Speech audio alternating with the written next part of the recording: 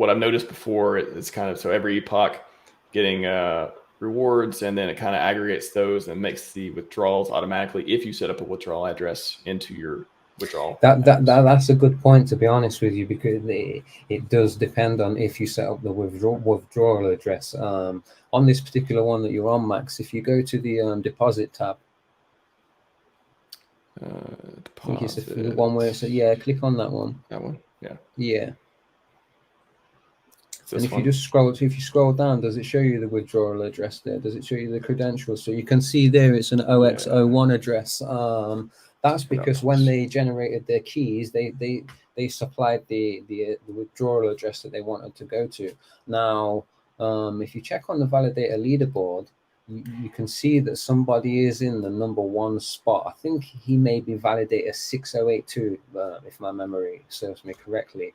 And he doesn't have an address set up. And this is something I learned, that, you can set up your validator without a withdrawal address, and then you can run a command later on down the line to provide a withdrawal address. Might be beneficial for people for tax reasons. I don't know. Interesting.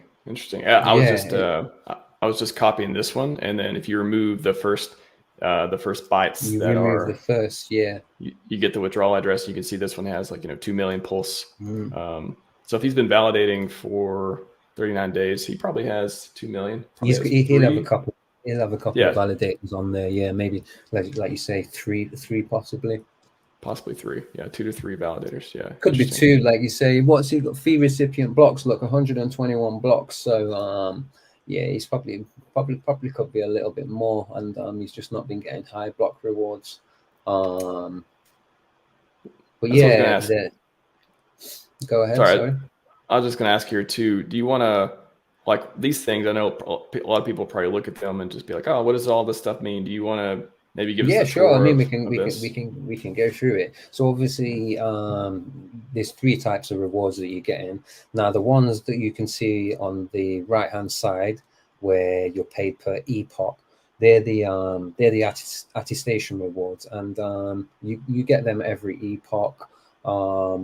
Validators a group of selected into groups, and you each vote together, and the attestations, they're all aggregated together to make one, and they're basically the rewards that you will get every attestation.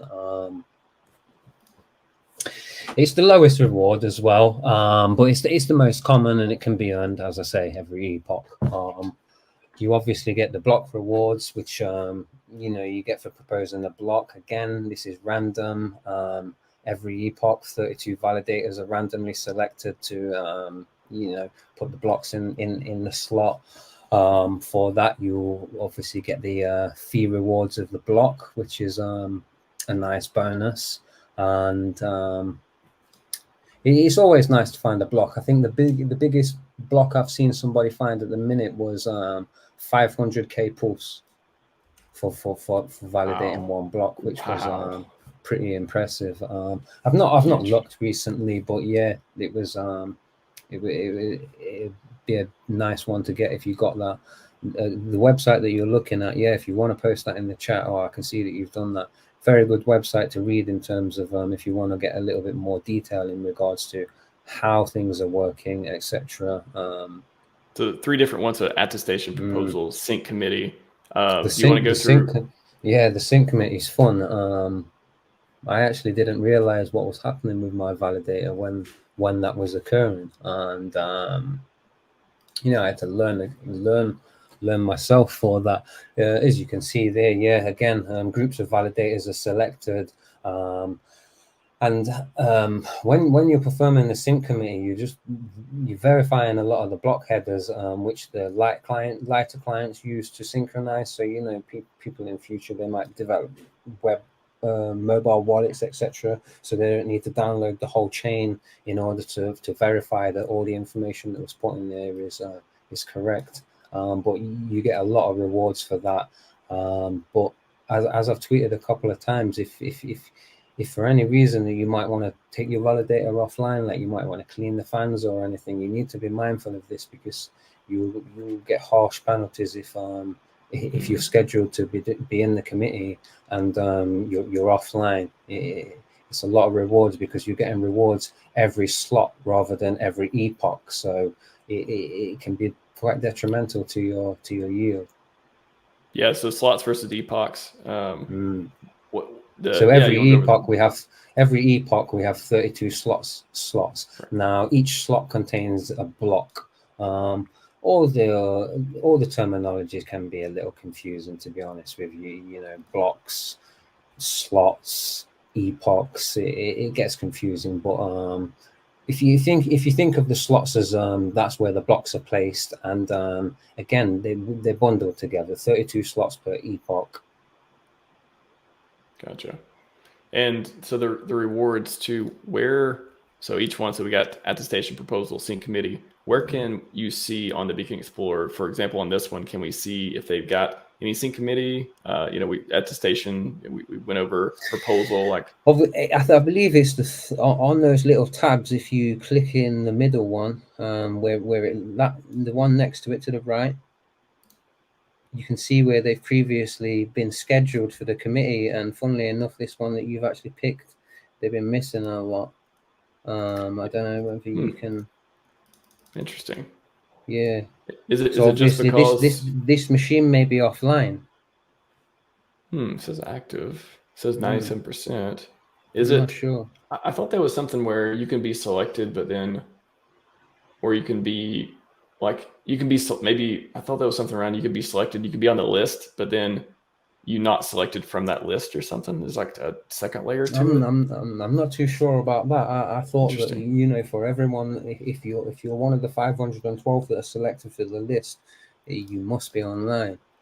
Yeah, let me. And you see, for me personally, it's a lot of slots as well. I think what is it, 8,192 slots that you're effectively signing through, and I think even myself, my validator missed a couple, and I got really strong internet, etc. So it's possible to miss a few, I guess, if you're running validators from home, but to be missing them all on that one, it's not looking great for them. So this one I just want to point out too. So this is not that 0-1. Was what I was saying. Yeah. So that's why we don't see the withdrawals happening, because they set it up afterwards, right? Is that the way it went? It's not so much afterwards. It's where they've not when you do your key generation, it's where they've not specified a withdrawal address through the key generation, and then you can run a little script after. Where you can insert a withdrawal address, but you can only do this once. So once it's set, it's set. I'm kind of bummed a little bit that I didn't actually know about this, to be honest with you, or I didn't really read up into it, because I could have had the king validator that's sitting at number 1 with the highest amount of PLS, just for Richard bragging rights more than anything, I know, that would be cool. I just want to point out, so I was kind of confused for a moment. I was like, okay, what you said makes sense, and I knew that before. I forgot, but then I was like, but it still says withdrawal address, but this is not an actual address. It's I don't believe it should be. Yeah, exactly. Placeholder or something. Yeah. So that's why it confused me. I was like, why does it still say something there if there's not, if there's nothing there? So withdrawal credentials the withdrawal address hasn't been set yet, and that's why. That's correct. Yeah. Yeah. Okay. And I believe that's obviously the one that you set through when you generate your keys. That's how that one's how that one's set up. All right. So we went through the attestation. We haven't found one that has got the committee ones yet. But what about the proposal? Or were you talking about? Let's see. Proposal rewards, sync committee rewards. Which one was showing? I think that's the one that's showing the sync committee where it's offline. It's showing them missed, but that was it was quite a few epochs ago, so maybe it missed on the initial round that it was selected. Right. Yeah, because it says the same epoch, right? Yeah, but as you can see, obviously all the slot numbers are in chronological order, and let's pick another one here. What about the proposal? How can we see the proposal? The proposal rewards is the blocks, effectively. Okay. How many blocks you found? On this one that we've got on the screen, they've got 2. proposal. Let's see. If Where's you it say click on to? that, Oh, I see. yeah, I see. and then you click on the logo a little bit, just a little bit below that. Okay. That's where the if you click on the root hash, you'll be able to see they've got their fee recipient address there and how much transaction reward they got. Nice. Well, It's we know right who near that the one top. was. You know them. It's either David or somebody that's used David's script to get online. Oh, that's a good point. Okay. Yeah, his script has the validatorstore.com in it, so anybody who's not eyes on and maybe doesn't know what it means, it's a nice little perk that you've got there. Well, let him blend in too if a lot of people are doing the same thing, so nobody knows which one's him. Yeah, exactly. Nice advertising as well. Exactly. So where do you see the Scroll reward up to the for? top. Sorry. Okay. To the top of the page, and you'll be able to see who proposed the block. You'll see the validator who proposed the block. What are they? 24,895. You can see the transaction reward and the fee recipient. The proposers are nearer the bottom. You see just below the time. Let's put the time. Go back up to the top, Max. Sorry. Am I not seeing this? You can see the epoch at the top. Okay. Yeah. So they're obviously the proposer, but if you click on their fee recipient address just a couple above, if you give that a click, it should show us on the Beacon Explorer, and then you can click on Produce Blocks. And that was the blocks of that validator that you selected. Gotcha. There, and the rewards are displayed a little easier to read there. Gotcha. So that's where you can see your block proposal rewards. Okay. Yeah. Gotcha. It does show you on the page before, but it's a little bit more difficult to read because obviously you need to know where to put the decimal point. Yeah. Where is it? Just okay. Is that what it's? There, look. Yeah. Exactly. Okay. Interesting. I was like, that looks like it's it, but I'm not going to assume. Okay. So it's just easier to read if you just click on your fee recipient address, and then you can see the for anybody who doesn't know where to put the decimal points for that. But that's the proposal rewards there.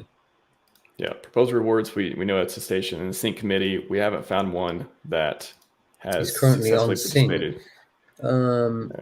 Sync. All just missed ones. Yeah, no, they're not on. I'll check one more before we go on, just in case. What are you doing? Ranking through the ones on the highest reward at the moment? Yeah, no. Yeah, I don't know like a better way to get a random one, so I'm just kind of like scrolling through here. Yeah, no, I thought that would show you anyone who maybe is 5,000 plus. Yeah, I don't want to ask for updates on the Beacon Explorer, but if you guys could let me sort by who gets the rewards, that would be sweet. But probably will never come compared to all the other stuff that needs upgrading. Yeah, maybe I'll have a look on mine, but yeah, I'm not seeing it. That's all right. I was just curious if we came across it.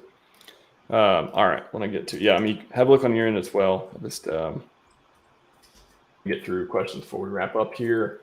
Another thing that I should point out as well in regards to UPSs is there's a couple of ways that you can use them. You know, a lot of people have them set up where if they have a power cut, the UPS might keep the machine online. There's another way that you could run the UPS as well, is use the UPS to detect when you've got a power cut and safely shut your node off. You're going to obviously lose a few rewards during that time and get penalties, but maybe it's a safer way because some people's electric could cut for hours and the UPS might not keep it online. So I don't know, it depends on people's circumstances in regards to how they're using the UPS, but I would definitely recommend them for people.